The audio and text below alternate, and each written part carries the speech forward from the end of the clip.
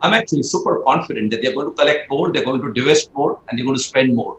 And that there is a deliberate, because one of the big criticisms over the last few years of this government is that they have been over optimistic. On divestment, yes.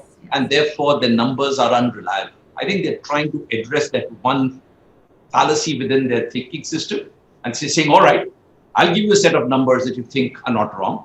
And you know what? If I beat them, like every other, good service provider says, I would rather beat what I give you than fall below what I tell you.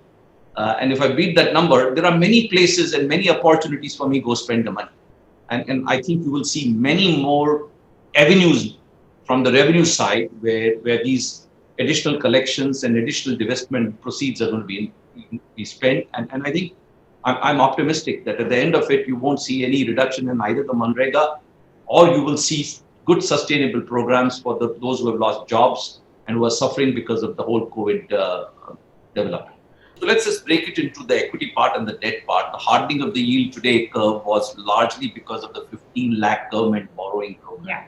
As government delivers better than expected numbers, both on revenue collection and divestment, I personally believe that number will go down. And as there is greater and greater visibility that really collections and divestments are going to drive that number down, you'll actually see the yield curve come back to a little more normal tenure.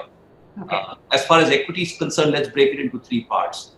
The FPI money, as you rightly pointed out, nothing to do with India. There is absolutely no push factor. There's a pure pull factor from the United States. Mm-hmm. Every time Fed sneezes, we know the world, particularly the developing world, suffers. We're going through that challenge at this point of time. As far as FDI is concerned, break it into two parts, what I would call long-term strategic FDI, and lots of capital for new ventures and new opportunities in India.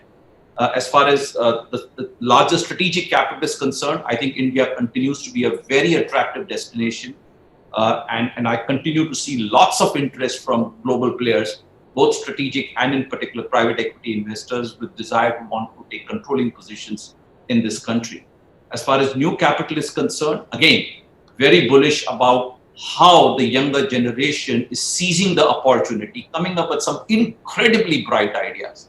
And the good news now is there is no dearth of capital willing to back them up. Not everybody will be successful, but some of them will really hit the ball out of the park.